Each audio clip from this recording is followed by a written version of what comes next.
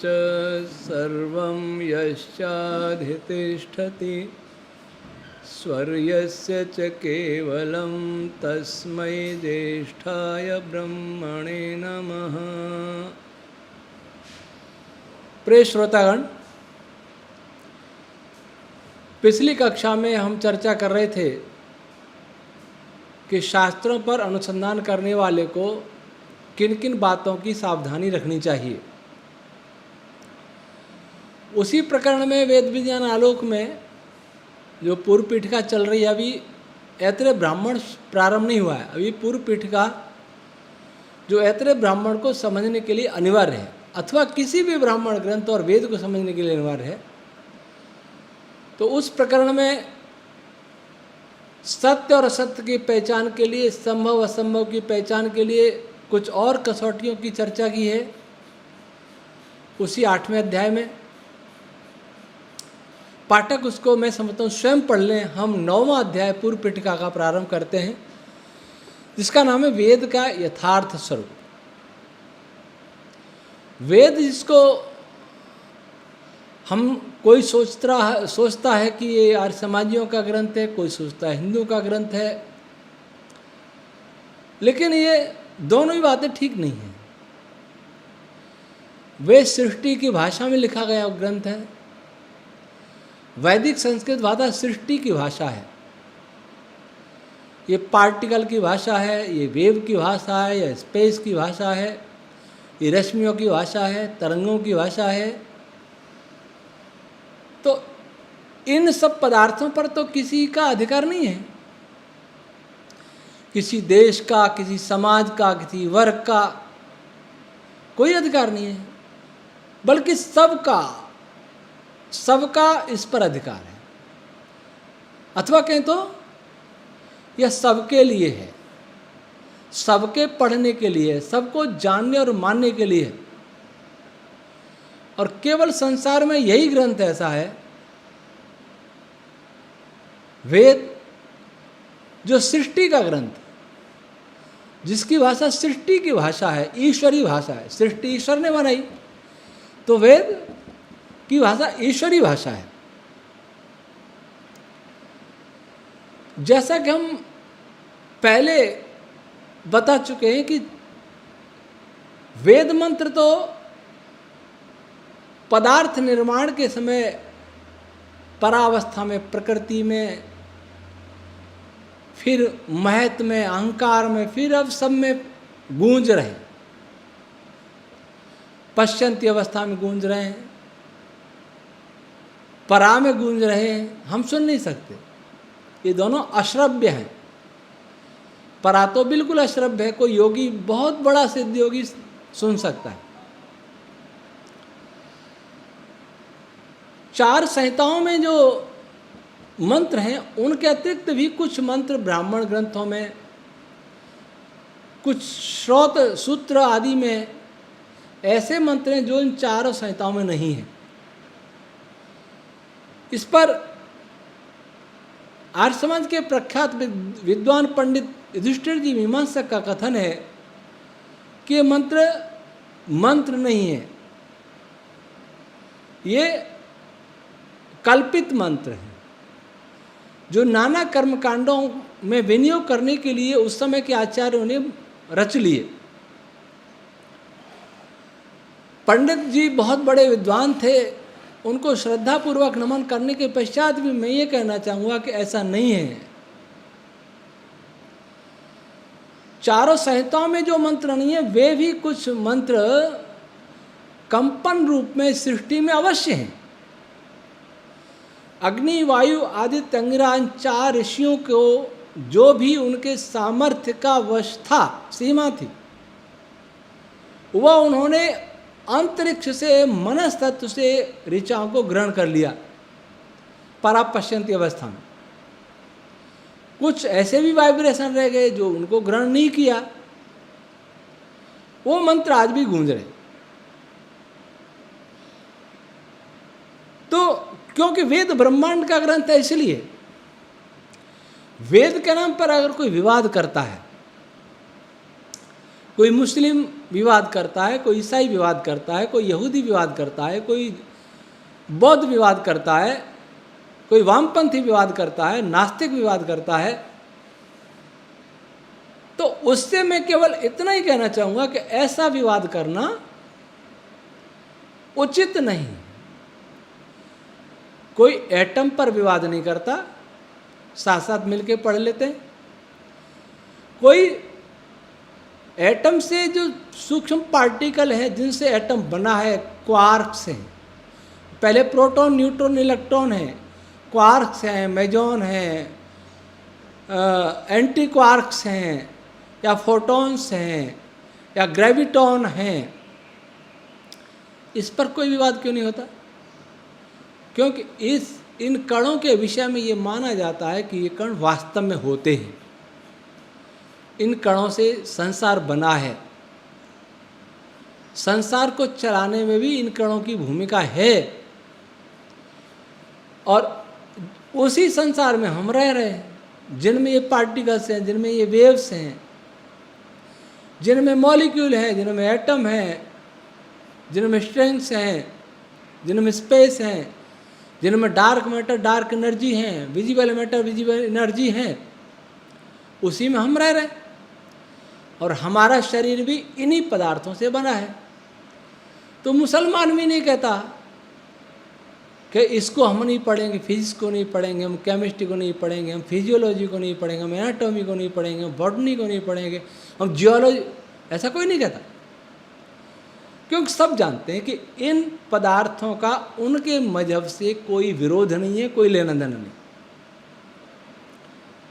किसी के मजहब से। लेकिन जब वेद की बात करें, वेद के मंत्र की बात करें, तो इसका विरोध यूं कह के किया जाता है, ये तो भगवाकरण है, ये तो हिंदुओं का है।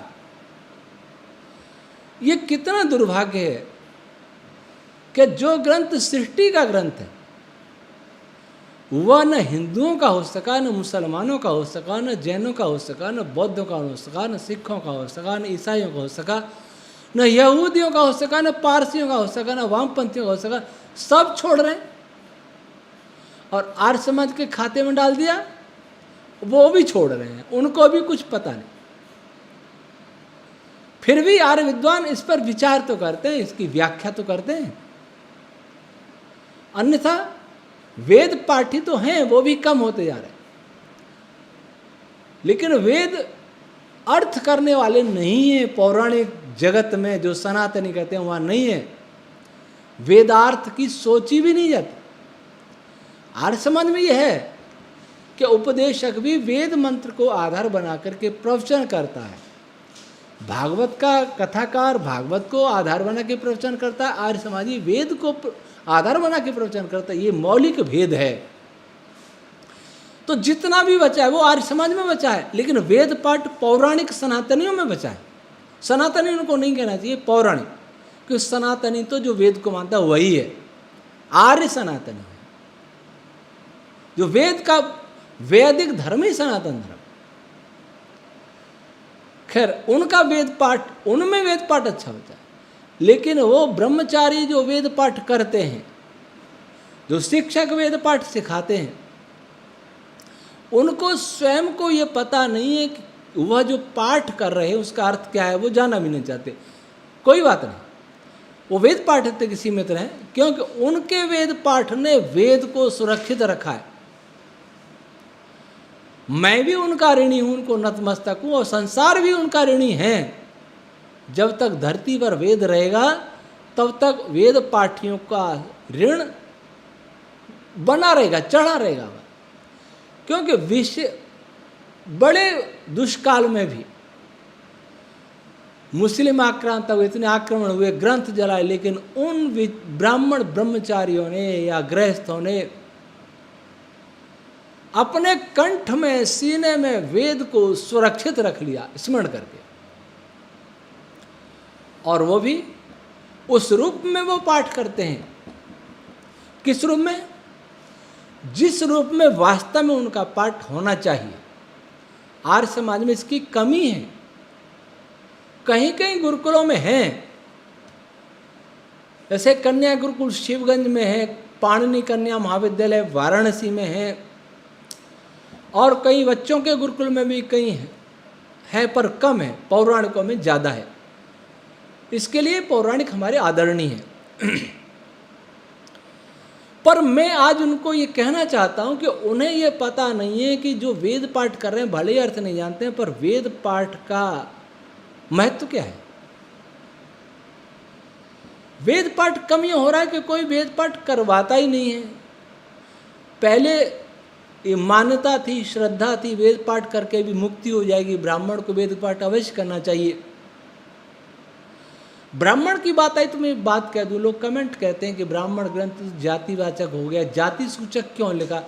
उस बेचारे को पता नहीं है कि ब्राह्मण कोई जाति होती नहीं है। अध्यापक क्या जाति है, एक वर्ण है, कर्म है, और आप कर लो तो आप ब्राह्मण हो। एक सफाई कर्मचारी नगर पालिका का, उसका बेटा अगर योग्यता है तो वो ब्राह्मण बने ना। मनु तो उसको नहीं रोकते, मनु तो प्रोत्साहित करते हैं, आर्य समाज भी प्रोत्साहित करता। गाली मत दो। हाँ, दुर्भाग्य भी है कि उनको कोई वेद पाठ करने का सुनने भी नहीं देगा, आर्य समाज को छोड़कर। आर्य समाज के गुरुकुलों में कोई भी जाए, जिसको आज हरिजन कहें, कुछ भी कहें, वो भी वहाँ जाके प्रवेश ले सकता है, वेद मंत्र पढ़ सकता है, अर्थ सीख सकता है, व्याकरण पढ़ सकता है, वेद पाठ कर सकता है। पौराणिक गुरुकुलों में नहीं होगा, वहाँ जन्म से ही ब्राह्मण देखा जाता है। ये अभिशाप आज तक भी पीछा नहीं छोड़ रहा है। इसी के कारण वेद का भी विनाश हुआ और भारत का भी हुआ, इस हिंदू जाति का ही हुआ। हिंदू जाति नहीं, वास्तव में इस मनुष्य जाति का विनाश हुआ, आर्यों का विनाश हुआ, श्रेष्ठ लोगों का विनाश हुआ। तो मैं वेद पाठियों को बताना चाहता हूँ कि वे अपने, अब उनका रोजगार भी नहीं चलता, न तो दक्षिणा मिलती होगी, न कोई इतना बुलाता होगा, तो वो भी छोड़ रहे होंगे, बहुत कम हो रहे। दक्षिण भारत में पहले बहुत परंपरागत वेद पाठी थे, अब उतने नहीं रहे, उनका वो सम्मान नहीं रहा, उनके अंदर हीन भावना आ रही। वे आधुनिकता के चकाचौंध में वे भी सोच रहे हैं कि वो पिछड़े हैं, ये कब तक चलेगा वेद पाठ। मैं उन्हें कहना चाहूँगा, यदि हमारे वैदिक सिद्धांत, वैदिक विज्ञान को भारत का साथ मिला, भारत का न मिला तो कम से कम हिंदुओं का मिला, हिंदुओं का भी न मिला कम से कम, जो अपने को आर्य समाजी ऋषि दयानंद भक्त कहते हैं, जो कहते हैं ब्रह्मा से लेकर जैमिनी पर्यंत मानते हैं, वही हम मानते हैं, उनका भी साथ मिला, तो इस वेद पाठ की महिमा, वेद पाठ की आवश्यकता बड़े बड़े वैज्ञानिकों को होगी। वेद पाठ की आवश्यकता बड़े बड़े वैज्ञानिक संस्थानों को होगी, और वैदिक रश्मि सिद्धांत के आधार पर से वेद पाठ का महत्व बढ़ेगा संसार में, और नए नए आविष्कार होंगे इस वेद पाठ के द्वारा। कैसे होंगे ये तो हम बताएंगे, जो हमारा सिद्धांत, हमारे सिद्धांत को समझेंगे, हमारे विज्ञान को समझेंगे, वो स्वयं समझ जाएंगे वेद पाठ का मूल्य क्या होता है। वेद पाठी ब्रह्मचारी हो या गृहस्थ हो, आपके पास सोना है, आप उसको पीतल समझ रहे हैं, धैर्य रखना। कभी हमारा सिद्धांत आया, हमें अवसर मिला, आप सबका साथ मिला, तो आपकी आवश्यकता वैज्ञानिक प्रयोगशाला में होगी, विशेषकर भौतिक विज्ञान की बड़ी बड़ी प्रयोगशाला में, भारत में नहीं विदेशों में भी। तो जब संसार को ये पता लगेगा कि वेद मंत्रों की इन ध्वनियों से, कौन सी ध्वनि, जिसको वेद पाठी उच्चारित किया करते, वेद पाठी जिस स्वर में, जिस लय में वेद का पाठ करते, उसी स्वर और लय में वेद मंत्र ब्रह्मांड में परापश्यंती अवस्था में गूंज रहे।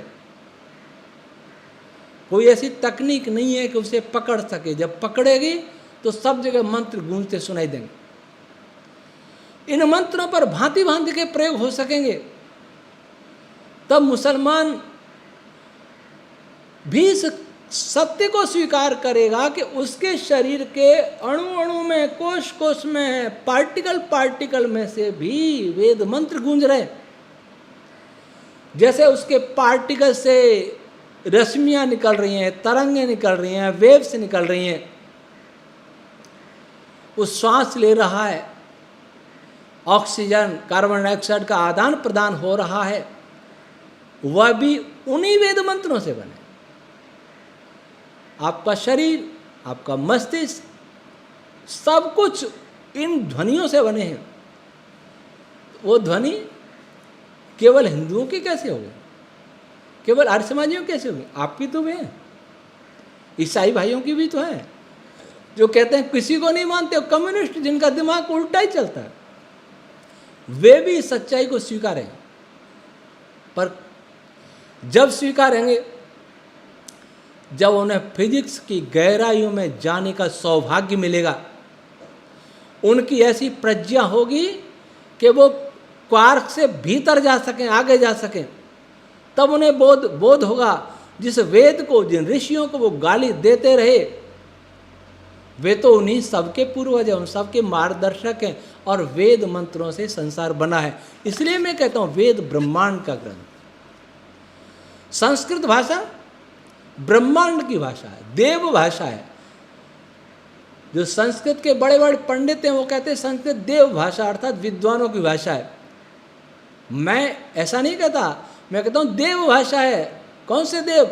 सूर्य देवता की भाषा है, चंद्र देवता की भाषा, वायु देवता की भाषा है, पृथ्वी देवता की भाषा है, जल देवता की भाषा, आकाश देवता की भाषा है, पार्टिकल में देवता की भाषा है, ये काल की भाषा है, ये बल की भाषा है, ये एनर्जी की भाषा है, ये डार्क मैटर डार्क एनर्जी की भाषा है, ये विजिबल मैटर विजिबल एनर्जी की भाषा है, ये मैथ की भाषा है, अहंकार की भाषा है, प्रकृति की भाषा, ईश्वर की भाषा है। क्योंकि ये भाषा उनके अंदर ईश्वर ने उत्पन्न की है। जिस दिन यह सब पता चलेगा तो मुझे नहीं लगता संसार का कोई बुद्धिमान व्यक्ति वेद का विरोध करेगा। जब वेद का विरोध नहीं करेगा तो वेदों की व्याख्या करने वाले ग्रंथ, ब्राह्मण ग्रंथों का विरोध क्यों करेगा? आज कुछ संगठन बहुत उछलते हैं ब्राह्मण के नाम से। अरे आप भी तो ब्राह्मण बन सकते हो।